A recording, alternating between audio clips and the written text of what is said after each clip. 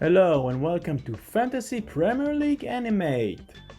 I'm your manager Oded and welcome to the only channel where Premier League players come alive and try to convince me why they should be on my team.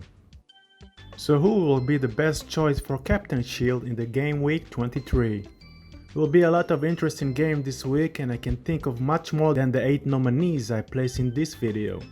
I place only midfielders and strikers, even though some defenders from a few teams can get the big points as well. So let's start with Wilson. After a period of almost 6 weeks without any returns, in the last 3 games Wilson came back to his form with 2 goals in one game and 2 assists in the others. He is getting much more involved in the game and Newcastle, despite of their latest loss to Palace at home, were the better team with 21 shots, 5 of them on target. They possessed the ball 61% of the time, but they just were unlucky in this game. Against Southampton next, I think they will dominate even more. With the lack of 4 main defender players in Southampton, 3 to injury and 1 suspension, it can be a game with the same amount of shots to Southampton goal. With only 2 defenders left who played more than 10 games this season, Southampton only remained with 2 others defenders who hadn't had any game time in this league. Will be interesting to see in which formation they will come with. With the lack of some key midfielder players as well in Southampton, this is the best opportunity for Newcastle and Wilson to score a amount of goals. The only problem if you don't have him already and consider buying him is that the next game of Newcastle will be against Chelsea and Manchester United. After that they got Wolves and West Brom, so if you got the money and space to place him on your 11 and on the bench when you need it, do it.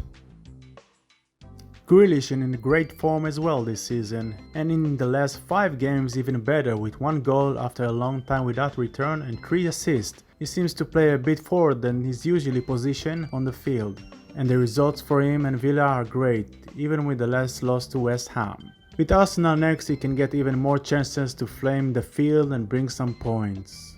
Arsenal defend as well, after their poor game last week against Wolves will miss both their keeper and their main central defender to the red cards.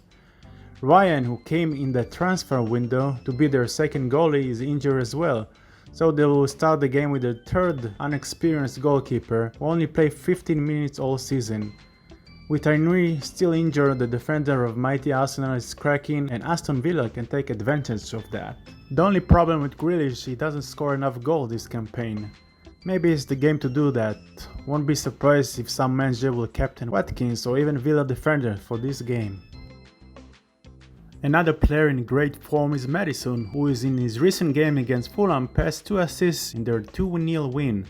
In the last 5 games he contributed 2 goals as well and 3 assists total. I don't know if their lack of Vardy bring the best of him or if Leicester and him are just playing good at the moment. Maddison also takes the free kicks and corners for Leicester.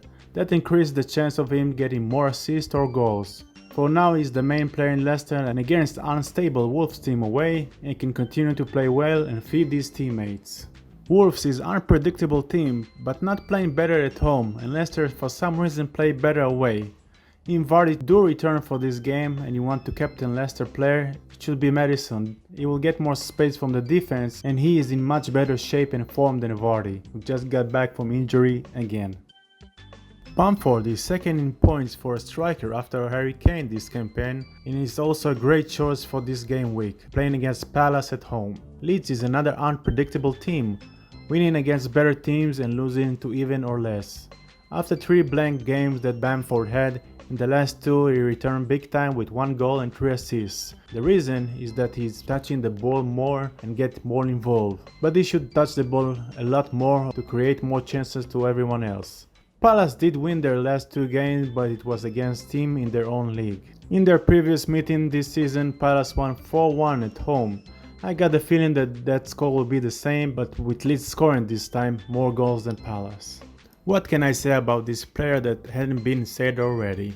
Maybe the only thing that after 5 games in the league that he didn't score and 4 that he didn't pass an assist, he came back in the amazing win against Southampton to score once and return 2 assists as well. Is this his little comeback, or it was just one of those games? Will Manchester United will have more bullets in the can after their win against Southampton? This game can be hard to read. I have no doubt that Manchester United will control the game, but it's a hard game to predict. In their previous meeting, Manchester United won 3-1 with Bruno scored twice and assist 1. So I guess he liked to play against them, and chances are after their big win last week, Manchester United will keep on rolling at home against Everton. Maybe the player with the best form in the league right now is Antonio, with 2 goals and 3 assists in the last 3 games. He sure came back from his injury with a bang. West Ham seems to play a lot better when Antonio is in the center striker position. A lot of balls coming his way, and he got much help from the midfielder players like Souček or Bowen. Now that Lingard seems like a good fit after he scored twice against Villa, there seems to be a lot going on for West Ham offense, and Antonio is right there in the middle. Fulham lost their last game at home, and I cannot see West Ham coming out of there without a win, with almost all of their players in shape. And I can't see West Ham coming out of there without a win as well, with almost all of their players in shape. The only problem I have with Antonio is shots on target, the lack of sharpness and his shooting. If he will be able to aim better the balls he will receive in the box, it can be a big game for him. This video released before Spurs play against Chelsea, so it takes on 3 last game, and I see he didn't have any returns. He is in a good shape but unlucky, and the lack of Kane beside him made his producing points disappeared. No doubt he is still one of the best midfielders out there with 12 goals and 6 assists this campaign, but I think this formation Spurs had against Brighton was not good for that team or for him. If a main striker will play in front of him, Son can be back to his position and contribute more. Against West Brom, who concede in every game this season except one, he have a chance to go back on the score sheet and deliver a decent game. Let's see what Spurs will do against Chelsea first. And last and most surprising for the gamblers out there is Werner. Putting him as a captain sounds almost ridiculous with such better option this game week. But Chelsea will face Sheffield next and then Newcastle. And the guy needs to score sometimes. What better chance to score than against one of the weakest team in the league, who by the way was the last team Werner scored against in game week 8. No time like the present to break the spell and deliver a big game. So who you think will be the best captain option for this game week? So I hope you enjoyed this video, it made you smile. Much more to come in the future, so if you want to keep up, please hit the subscribe button and press like. And I will sure love to hear what you think I should animate next to get funnier videos for you and what should be improved in my videos as well. Do well and good luck to everyone.